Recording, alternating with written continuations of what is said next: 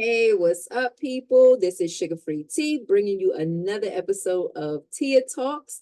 Okay, I am super excited today because this conversation that we are about to have involves a four-letter word, right? That starts with the letter F, right? And no, it's not, it's fear, right? Which for some of us makes us go off, right? The other F word. And so today's conversation is probably going to be, a tough, but it is a extremely essential conversation that we need to have. We're going to kind of dive into its depths, see what it really is, and kind of take some actions, or at least learn some actions that we can take to face it head on, right? I want you guys to brace yourselves, get ready for an exciting journey. This conversation is going to be a short one, because again, it's just a quick little reminder of what we can do in our everyday life to get over that fear, right? Or to overcome fear. So we want to be able to uncover ways to kind of leverage fear and not let it paralyze us, and kind of use it to propel us to new heights, right? When I think about this conversation of fear, I think about a conversation that I had with my son, right? And it was super quick. We were walking to school. I had a podcast playing in the background, and the podcast was about fear. And so when he's walking, it's kind of like a hill he has to go up. So when he's going up that hill, he's like, I'm afraid to die. And I'm like, wait, what? Right? And so fear has this way of paralyzing us. And what it is the unknown, right? Most of us have a fear into what's going to happen if I don't, or what's going to happen if X happens, right? And so I want you guys to understand, one, fear is a universal emotion, right? We all experience it. It comes in various forms, and it burdens us, right? At the end of the day, we feel anxiety about it. We can feel anxiety about our environment. We can feel anxiety about the task that we have to take on. We have sometimes in our lives fear of rejection, fear of embarrassment. And a big one is like fear of failure, right? So I will tell you this: fear lives in our DNA, no matter what, right? It's natural, but nonetheless, we can take that fear, stare it in the eyes, right? You like this too, like I'm looking at you, right? Take that fear, look at it in its eyes, and then use it, right, as a springboard for growth and development, right? So it's not about eradicating fear, right? We don't necessarily have to get rid of 100% of fear.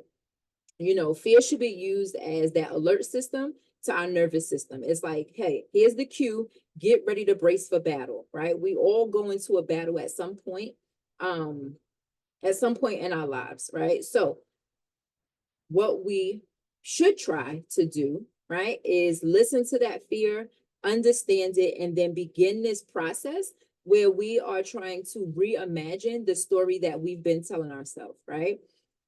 When I think about it, without some of the fears that I've even experienced, I would not have some of the greatest moments that I have ever had in my life, right? Birth of a child, right?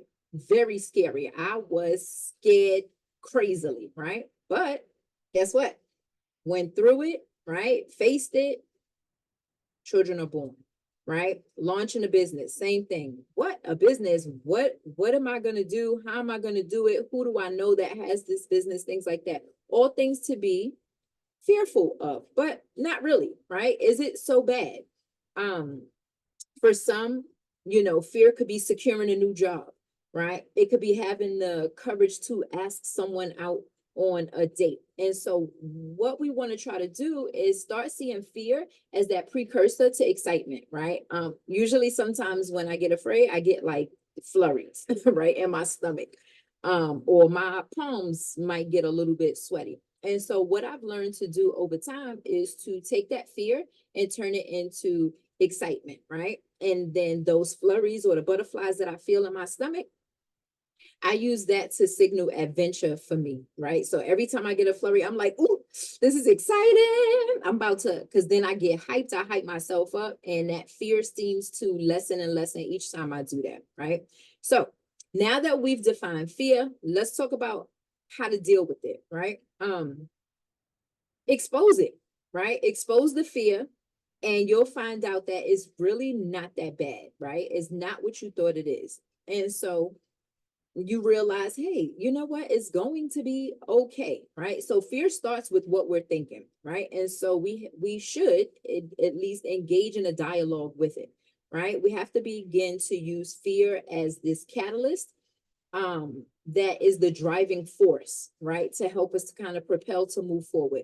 You know, each time we overcome a fear, not only do we have like that feel good feeling, but guess what? We get that surge of dopamine, right? And that dopamine, we can use that, and guess what, our bodies even hours later savors that pleasure feeling, right? So you think you go on a roller coaster ride, right?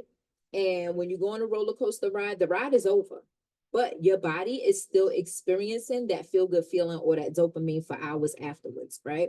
So now, like I said, this is going to be just a quick conversation. So there are a number of strategies, right, that can kind of help us to reassess or redirect our fears. Firstly, take it to the end game, right? I've been told by plenty of mentors of mine to seek the heat, right? What does that mean? That means take it in head on, right? Often you'll find that really the fear, that the thing that you're thinking is fear, is not really that bad after all, right? You have to determine, hey, is this really a fear? What's the worst that could happen?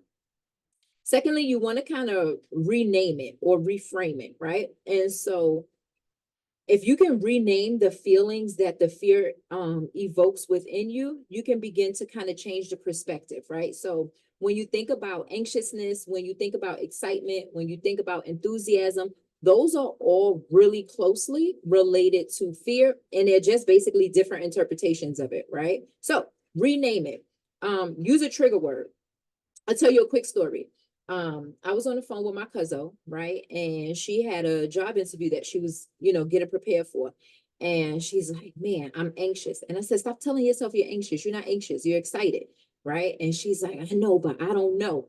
That's that fear. That's kind of breathing and whispering. It's breathing down her neck, whispering in her ear. And I'm like, yo, like, don't be afraid to say it out loud. I'm excited. Yo, I'm mad excited. I'm about to go in this interview. I'm going to blow it up. I'm going to do a great job. There's nobody there that's going to get the job except for me. So I'm telling her these things to kind of get her in that, I guess, like the feel good moment of it all, to erase that word of anxiousness and replace it with excited, right? So if creating a new word for it doesn't help you, then another suggestion that I would make would be to write it down, right? When you write down your fear, what you do is you conceptualize it, right? And then you kind of disentangle yourself from it, and it kind of releases that chokehold, right? You don't feel so pressured, so tight, so kind of like, I don't know. I think that usually with fear comes a little bit of stress, and you kind of tighten up, right? Another thing, think of like old or previous situations, past situations in which you have overcome a fear, right? If you can think of 2 or 3 things that you were fearful about, right? Let's say if it was getting on stage, let's say if it was, again, applying, or having a job interview. Let's say you had to give a speech in class. If you can think about those old experiences and you've overcome them, visually play them in your mind and then follow it up with the thing that you're fearful of at that moment, right? And then it kind of tells your brain, like, you know what, I got this, I could do this, right? Yeah, just replay those instances, right? And another suggestion, you can actually visualize what it would look like if you did overcome the thing, right? What does it look like at the end? And use that also as fuel for motivation, right? At the end of the day, laugh at it, right? Pretend you do the things that you're fearful of that will happen, pretend they happen, right?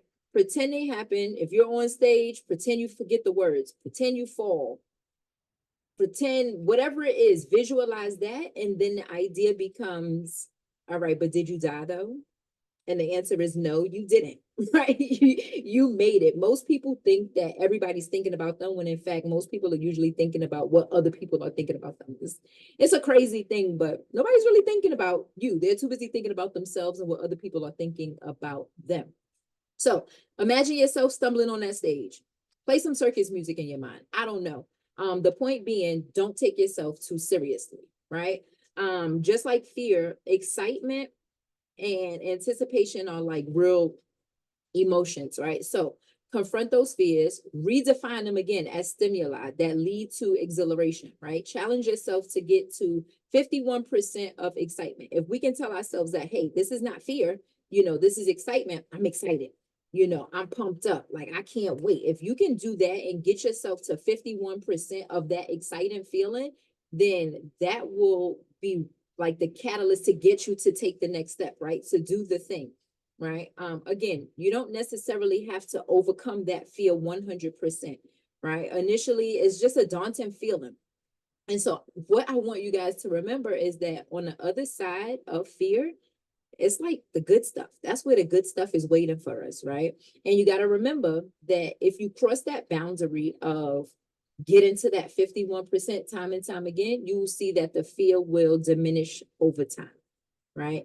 And so I hope these were like quick little nuggets that you'll be able to utilize. And I will say, like, that's today's quick audio episode, right?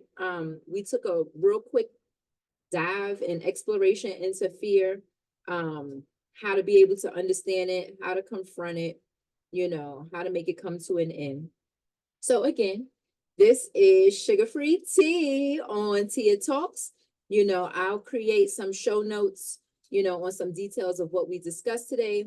Until the next episode, please remember, guys, that again, the great stuff lies on the other side of fear. And here's to making fear your catapult for growth. You guys have a great day, and I'll talk to you soon. Sugar-Free Tea. Later.